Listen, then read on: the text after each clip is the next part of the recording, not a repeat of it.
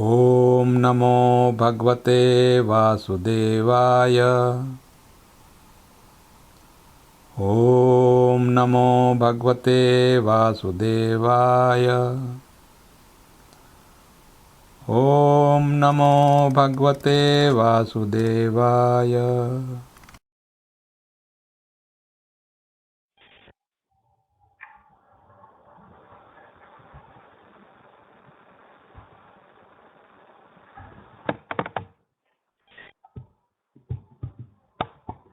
जय राधा माधव कुंज विहारी।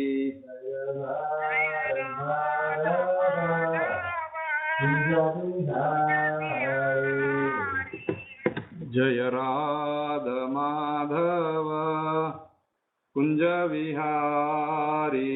जय राधा माधव कुंज विहारी। गोपी जन वल्लभ गिरिवरधारी।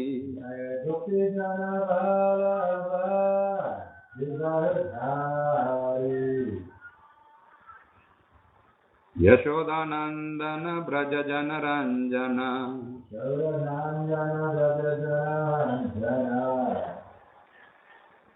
यमुना तीरावनचारी।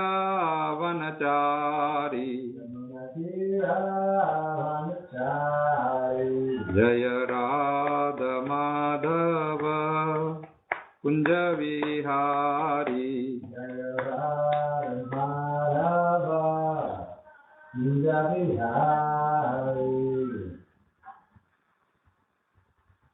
नारायणं नमस्कृत्य नरं चैव नरोत्तमं देवीं सरस्वतीं व्यासं ततो जयमुदीरये। नष्टप्रायेषु अभद्रेषु नित्यं भागवत सेवया। भगवती उत्तम श्लोके भक्तिर्भवति नैष्ठिकी। ओम नमो भगवते वासुदेवाय। ओम नमो भगवते वासुदेवाय। ओम नमो भगवते वासुदेवाय। Reading from Srimad Bhagavatam, Canto 1, Chapter 10, Text number 5. नद्या समुद्रा गिरयः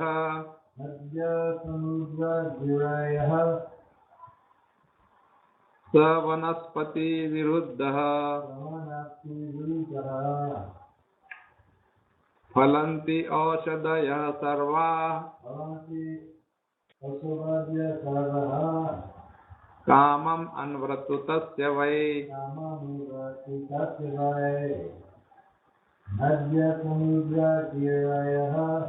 नद्या समुद्रा गिरयः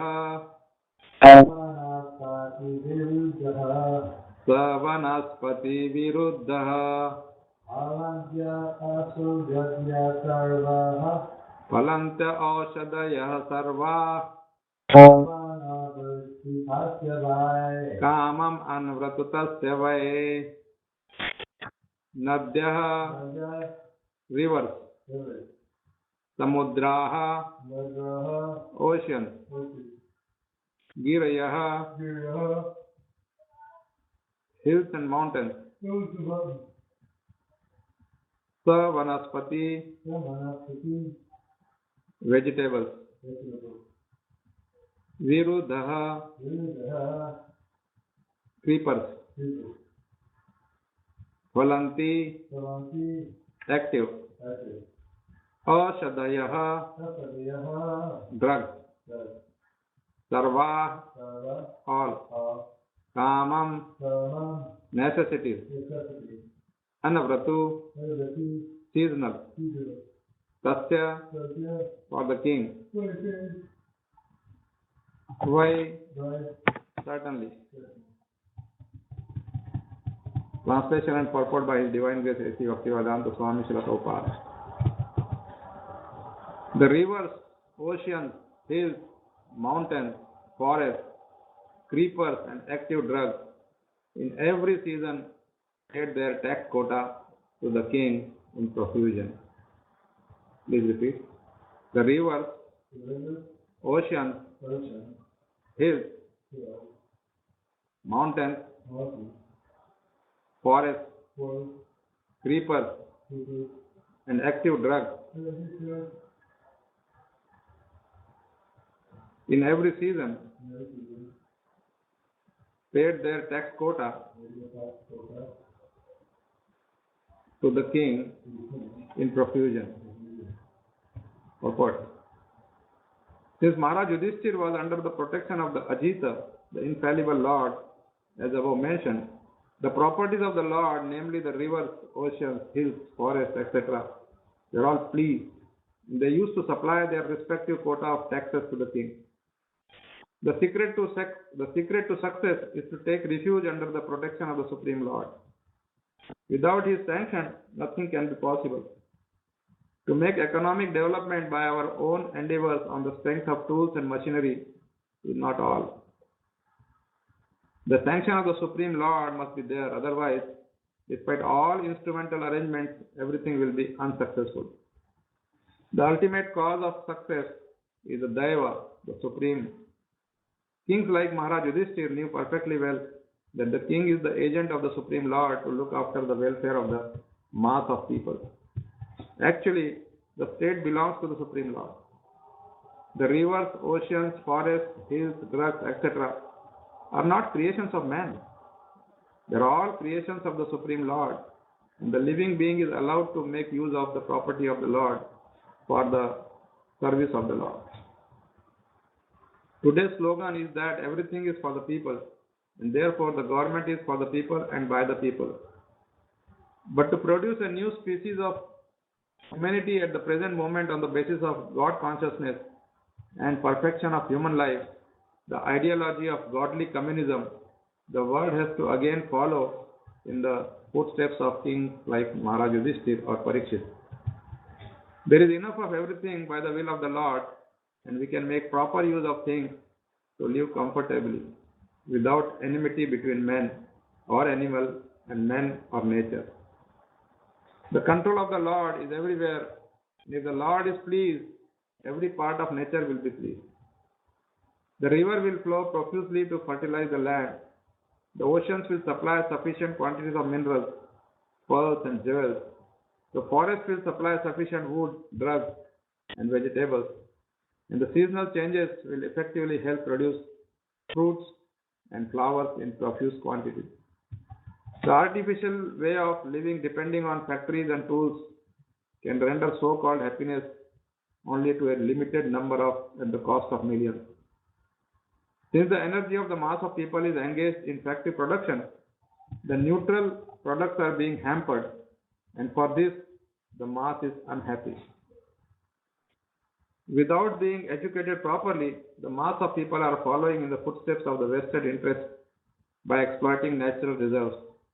And therefore, there is acute competition between individual and individual, and nation and nation. There is no control by the trained agent of the Lord.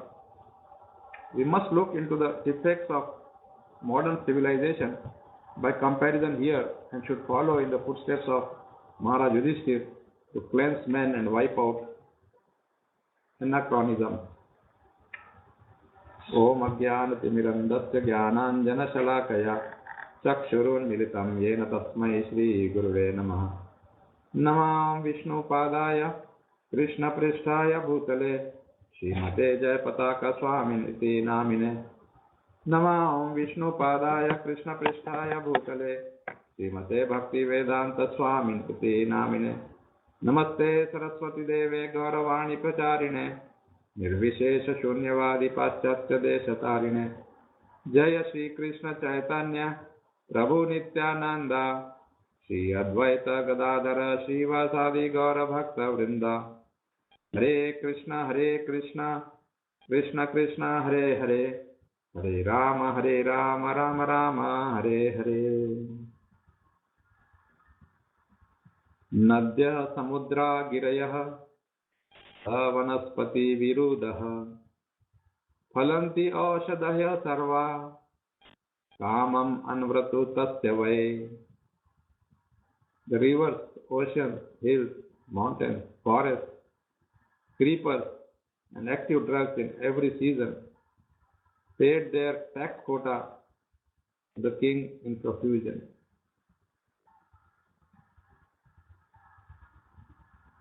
So we continue from yesterday's sloka where we discussed about how Yudhishthir Maharaj was taking care of the masses. And today we see that because he was under the protection of Ajita. Ajita means unconquerable. Achyuta means infallible.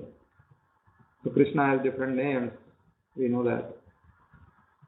And here two names are important because Ajita, he is unconquerable, so his followers, his devotees are also unconquerable. Because when you take the shelter of the Lord, that's the Prabhupada said that is the secret. Secret of success is just take the shelter of Achyuta, Ajita. And then doesn't mean just take shelter and do nothing. Take shelter and do everything. Everything. Use all these wonderful properties of Krishna for Krishna's use, Krishna's service. And people don't even know how to do that. So when we talk to people and say this is what you are supposed to do, you are supposed to use everything for Krishna's service, then they ask questions. How do we do that? What are we supposed to do? Sometimes we say, bring Krishna to the center of your life. People get confused. What is this Krishna to the center of life? What does he do? And then you have to tell them, train them. That you have to change your consciousness and just work for, offer the same things what you are using for yourself to Krishna. And then of course you can, with Krishna's mercy, Krishna is so merciful that he will allow you to do it for yourself also.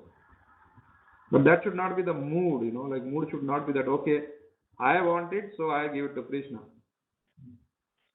The mood is, Krishna wants it, but Krishna will like it, so let me do it for him. That's why, when this Mataji is at different places, they discuss about Bhoga, what do we offer to Krishna. They very rarely discuss what Krishna likes. They just discuss, okay, that sabji is good or this sweet is good, or so let's make it because they like it. Like I told you, because I like pink, I want to put pink on Krishna. But here, Yudhishthir Maharaj is actually setting an example for the rest of the kings, today's kings. They're all confused. They're all wondering how to sustain even their government. The moment they come into government, they know that they will not be elected next time. Most of them. What they call it anti-incumbency. That means people are not happy, so they want to go vote against the government the moment they get a chance. The very few, wherever some good work is done for the people, then that government may sustain. But otherwise, they are all thrown out and the next government comes. But unfortunately, the next government comes, they are also on basic, their things are all based on the same thing. There is a little, very minor difference between the two. They are not also taking shelter of Krishna. They are not taking instructions from the acharyas. They have their own secretaries who are all interested in how to promote their own cause. So as a result, we see all this happening. And Prabhupada here proposes spiritual communism. People sometimes say, what is this? This organization is communist organization. But you imagine people from a old communist country also attacked us. Russia, there was a big thing. Everybody knows that they wanted to ban Bhagavad Gita because it's talking of different things, terrorism and so on, talks of war. When Prabhupada says spiritual communism means everybody should be able to worship the Lord equally. There is no differentiation between a king and a pauper.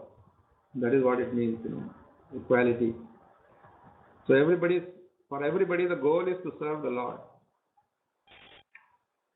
Yesterday in our restaurant, one lady came and I was talking to her and she loved this idea ultimately, She asked me, what is your philosophy? And then when I told her that we just love God, that's the highest we want to achieve, love of God. And then I said, if you love God, then you love everybody. And her, she had a big smile and she says, wow, I never thought like that, I always thought the other way around. People think, Manav Seva is Madhav Seva. But we propose that Madhav Seva is Manav Seva. Because if you love Lord, then you love His children also. You can't have, just the love for one person. Lord is a person, no doubt, but then He is also Father of everybody. So like if you love your Father, then you will also love His children. And that way, this whole enmity, man versus man, nation versus nation can go. The biggest problem is that even we suppose that they will start fighting who is God, So your God is better than my God and my God is the best and like that. Nobody wants to follow the scriptures. Nobody wants to exactly take what it says,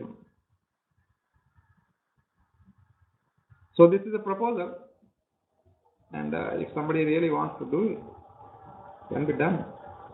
Prabhupada gives example of Yudhishthira Maharaj and Parikshit Maharaj, and we can add Amrish Maharaj, we can add Pruthu Maharaj. There are so many